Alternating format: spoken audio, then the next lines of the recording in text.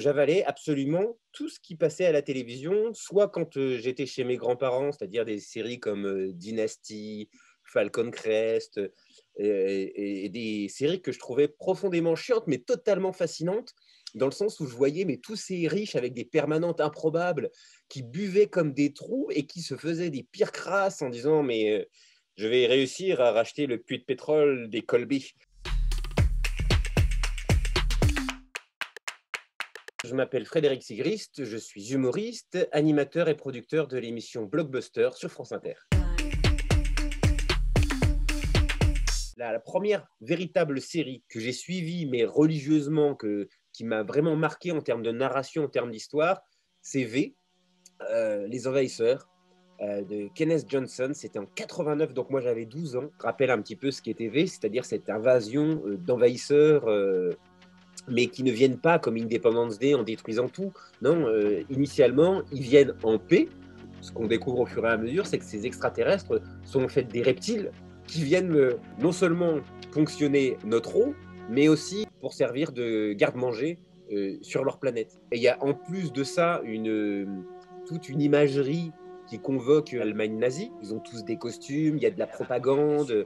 Je me rappellerai toujours, il y a un épisode où elle torture Faye Grant.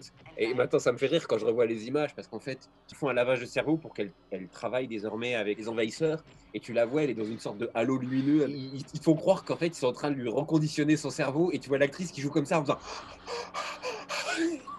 Et aujourd'hui, avec les effets spéciaux, et VLM et tout ça, tu revois ça, tu te dis, ah ouais, quand même, en fait, on m'a fait croire beaucoup de choses avec peu de moyens quand même, hein. Et ça a vraiment été une des premières séries que j'ai suivies de bout en bout en me disant, je ne veux pas rater un nouvel épisode de V.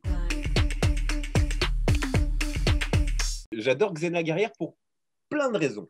D'abord parce que je suis féru de mythologie. Bah, mine de rien, c'est censé se passer dans l'Antiquité. Ça se passe surtout en Nouvelle-Zélande avec des Grecs qui font du kung-fu et des Maoris, et ils n'ont pas du tout des têtes de Grecs, hein. Et j'ai tout de suite adoré Lucie Lelès parce qu'elle était grande, elle était costaud. Et en plus, ils ont commencé à introduire tout ce qui allait être ma prochaine marotte, c'est-à-dire le cinéma de Hong Kong. Les bagarres à base de câbles, où ils font des saltos pas possibles, ils se battent sur une échelle en équilibre. Le truc, c'est qu'en fait, Sam Raimi et Rob Tapert, ils avaient déjà vu l'émergence du cinéma de Hong Kong avec les Wuxiapan, avec le Choi Ark. Je sais pas ce qu'on fait vraiment, mais on s'éclate. Et évidemment, la série principale, c'est Buffy. Buffy Summers, Yeah? Hi. What? I need to speak with you. You're not from Bullock's, are you? Because I meant to pay for that lipstick. There isn't much time. You must come with me. Your destiny awaits. J'avais des potes qui plébiscitaient Buffy bien avant moi, en fait. Et je me rappelle que j'étais parti faire un jeu de rôle avec eux. Et le samedi soir, tout d'un coup, on avait commencé à jouer. Tout le monde s'arrête. Dit, attends, on arrête, on fait une pause dans le jeu. Là, il y a Buffy. Et moi, j'étais vraiment le mec qui dit, mais qu'est-ce que c'est que ça? C'est de la merde, on va pas regarder Buffy. C'était le regard du troll, hein. C'est-à-dire qu'eux, ils étaient à fond. Moi, j'étais comme ça, les bras croisés, donc non, mais c'est mauvais. C'est mauvais. Et mine de rien, tu sais, au fur et à mesure, j'ai ah, c'est rigolo, ça, cette phrase. I will make your neck my chalice and drink deep.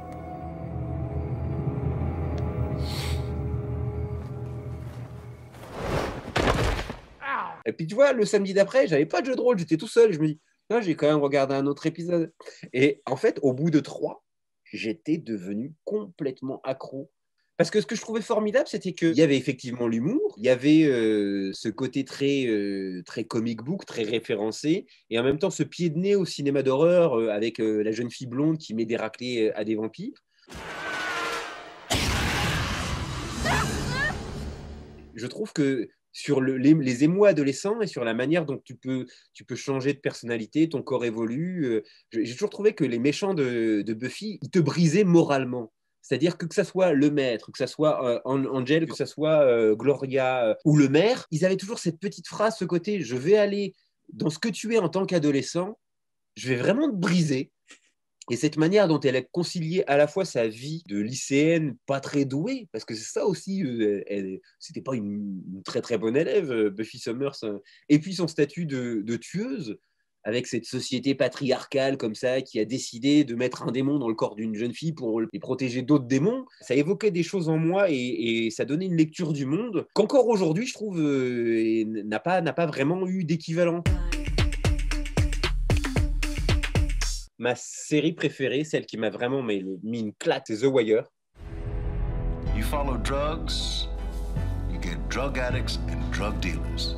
Get hands up! Get down! But you start to follow the money, and you don't know where it's going to take you. En termes de photographie exhaustive d'une ville et d'une société, dans tout ce qui la compose, j'ai trouvé ça formidable. C'est-à-dire que tu vois éplucher une ville comme un oignon, c'est-à-dire de partir du quartier, l'école, la mairie, les médias, les docs, et voir comment la drogue en fait pouvait circuler dans la vie de tous ces individus qui n'avaient pas forcément grand-chose à voir l'un avec l'autre au départ, et de voir la tapisserie globale. Je trouve que dans The Wire, il y a ce qui se rapproche le plus d'une tragédie grecque mais contemporaine.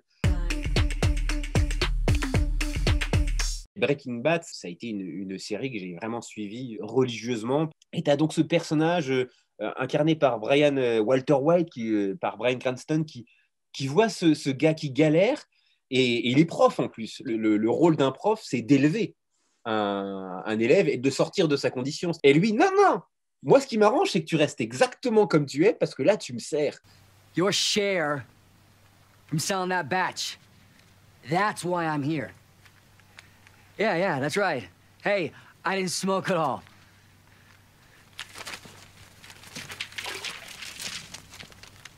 Et je trouve que Walter White, dans son rôle de prof de chimie, il montrait ce que c'était qu'un mauvais prof. Je dirais que c'est vraiment la série qui a fait la transition avec les séries plus modernes que j'ai regardées ces dernières années. Pour moi, la série qui sonne un petit peu comme une forme de chant du cygne par rapport à ce que j'appelais les séries vraiment léchées, c'est Game of Thrones. Dracarys.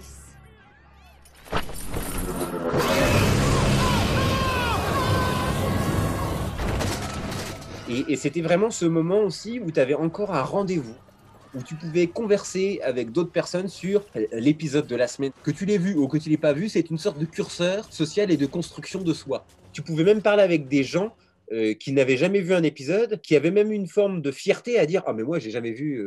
ou j'ai regardé 2 épisodes, j'ai lâché parce qu'il y a trop de personnages, moi Game of Thrones, hors de question. » J'ai suivi Westworld, que j'aime beaucoup. Ce qui m'a marqué avec Westworld, c'est que c'est le moment où HBO en fait se dit de toute façon, on s'adresse à une caste de spectateurs de niche, donc on s'en bat la race de faire un truc consensuel, on va plus rien prémâcher. It's not a business venture, not a theme park, but an entire world. We designed every inch of it. Pardon, excusez-moi, s'il vous plaît. Oui, j'adore ce que vous faites, mais vous pouvez juste revenir. Dis-moi ce que tu n'as pas compris.